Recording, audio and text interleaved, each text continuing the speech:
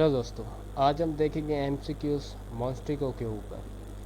अच्छा, तो जो फर्स्ट क्वेश्चन है हमारा वो है the spirit of laws was written by. ये बड़ी मशहूर किताब है और मोस्ट रिपीटेड क्वेश्चन पूछा जाता है, चाहे सीएसएस के पॉलिटिकल साइंस का पेपर हो या फिर लेक्चरर का पॉलिटिकल साइंस का पेपर हो। उसमें the spirit of laws MCQs आता ही आता है। किसने ये किताब लिखी थी? Spirit of law was written by मॉन्टेस्को।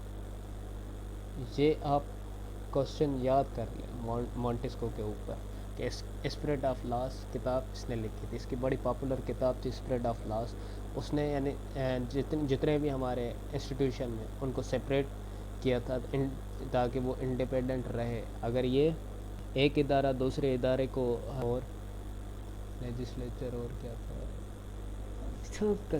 हाले जी रिकॉर्डिंग बंद किया तो बंद थी नहीं। हेलो दोस्तों, आज हम देखेंगे मॉन्स्ट्रिको के ऊपर कुछ इम्पोर्टेंट एमसीक्यूज जो हर एग्ज़ाम में पूछे जाते हैं, चाहे कॉम्पिटिटिव का एग्ज़ाम हो, लेक्चरर का एग्ज़ाम हो या सीएसएस का हो या किसी भी लेवल का एग्ज़ाम हो। मॉन्स्ट्रिको के ऊपर एमसीक्यूज 2-3 या एक एमसीक्यूज ज़रूर आता ही आता है। जो मोस्टली पाकिस्तान में एमसीक्यूज आता है, चाहे सीएसएस का पॉलिटिकल साइंस हो या फिर लेक्चरर का हो। मॉन्स्ट्रिको के ऊपर हमेशा पूछा जाता है द स्पिरिट ऑफ लॉस किसने ये किताब लिखी थी। तो क्वेश्चन फर्स्ट में देखें, the spirit of laws was written by Montesquieu. ये मॉन्स्ट्रिको ने किताब लिखी थी स्पिरिट ऑफ लॉ। कि जो स्टेट के डिफरेंट इंस्टीट्यूशन ने उनको सेपरेट किया जाए, यानी एक दूसरे से वो इंडिपेंडेंट लें, यानी हर किसी का अलग अलग काम हो। अगर किसी का काम यानी किसी और ने ले लिया तो स्टेट में क्या हो जाएगा, वो कोलैप्स में चला जाएगा। जैसे जिसकी यानी मिलिट्री एग्जीक्यूशन भी संभालती है, लेजिस्लेचर भी संभालती है और पार्लियामेंट भी संभालती है, यानी एक इदारा वो तीनों काम कर रहा है जो उसका ये काम है ही नहीं।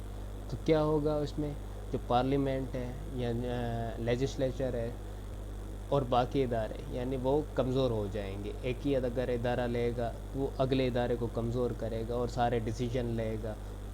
तो स्टेट में एक क्योस आएगा, वन साइडेड डिसीजन होगा, यानी एक्सपर्टीज़ नहीं होंगी और जो अगला इदारा होगा वो तबाह बर्बाद हो जाएगा। ये मोस्टली कंट्रीज़ करते, जैसे इसराइल में रिसेंटली इसराइल में इस तरह हुआ है। अब क्या होगा, जो जुडिशरी होगी उसको सारा कंट्रोल कौन करेगी? पार्लियामेंट करेगी और पार्लियामेंट अपने हिसाब से डिसीजन लेगी। यानी अब सुप्रीम कोर्ट की समझो ज़रूरत ही नहीं है, यानी जो जितने डिसीजन करवाने होंगे पार्लियामेंट को वो सुप्रीम कोर्ट से करवाएगी और सुप्रीम कोर्ट क्या होगी, वो डिसीजन ले नहीं सकेगी, जो उसका अपना रोल है। अच्छा, नीचे नेक्स्ट क्वेश्चन पे आते हैं। The doctrine of separation of powers was put forwarded by. तो वो मॉन्स्ट्रिको ने लिखी थी ये द स्पिरिट ऑफ लॉस में। सेपरेट किया था पावर, जितने भी पावर्स है, लेजिस्लेचर हो गया, एग्जीक्यूशन हो गया, ये सारे जितने पावर्स हैं उनको सेपरेट किया था, इंडिपेंडेंट होने चाहिए, यानी दूसरा कल अच्छा, नेक्स्ट क्वेश्चन पे आते हैं। One can find a similar statement in German by dash one of Montesquieu's favourite author. Montesquieu के फेवरेट ऑथर थे टेसिटस। अच्छा, नेक्स्ट क्वेश्चन पे आते हैं।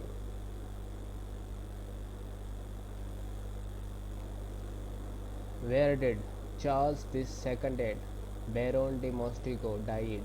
ही was died in France, Paris में इनकी डेथ हुई थी।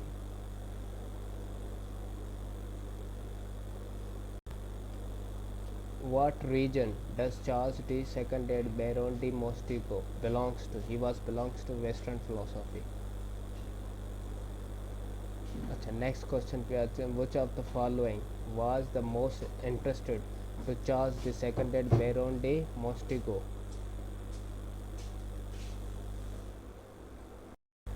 The correct answer is option D, political philosophy. What philosophical school did Charles the Seconded Baron de Mostico belongs to? He was belongs to the era of Age of Enlightenment. Age of enlightenment की era में पैदा हुए थे या आप कह सकते हैं he belongs to the age of enlightenment. अच्छा, नेक्स्ट क्वेश्चन, मोंटेस्क्यू कहाँ पैदा हुए थे, ये सवाल पूछा है। Where was Charles the second baron de Montesquieu was born in, he was born in France। अच्छा, नेक्स्ट क्वेश्चन है when did Charles the second baron Montesquieu died, Montesquieu कब उनकी डेथ हुई थी? 1755 में उनकी डेथ हुई थी, ऑप्शन ए में। अच्छा, नेक्स्ट जो क्वेश्चन है, which ideas taken from Montesquieu become an integral part of the American system of government? तो वो थे चेक एंड बैलेंस। अच्छा, नेक्स्ट क्वेश्चन जो है वो है baron de Montesquieu's Persian letter is satirical story about. तो ये पर्शियन लेटर था जो इसका लिखा हुआ था two Persian brothers travelling through France. यह भी क्वेश्चन पूछा जाता है पर्शियन लेटर किसने लिखा था, यह भी मोंटेस्क्यू ने लिखा था। अच्छा, next question, Montesquieu's political work is based on the written of, वो जॉन लॉक के वर्क पे था। नेक्स्ट क्वेश्चन पे आते हैं,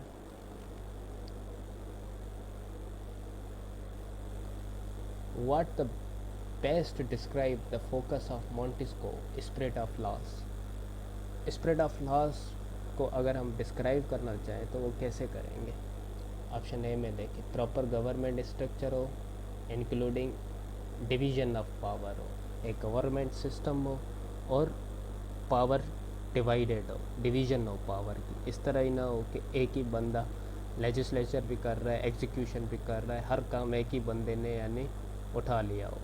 पावर को डिवाइड करो ताकि प्रॉपर इंस्टीट्यूट काम करे। लेकिन कुछ इस तरह कंट्रीज़ होती है जिसमें यानी एक ही बंदा सब सब सब सब कुछ संभाल लेता है, तो फिर क्या होता है? केओस। ये आपको सबको पता ही होगा किस कंट्री में ऐसा होता है। अच्छा, हमारा जो नेक्स्ट क्वेश्चन है वो है who is known as the father of constitution. तो वो मोंटेस्क्यू को कहा जाता है father of constitution, baron de Montesquieu.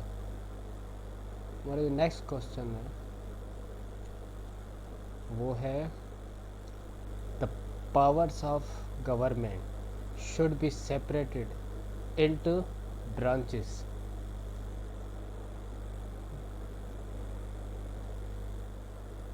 आगे है to prevent any one group और individual from gaining too much power, who said this.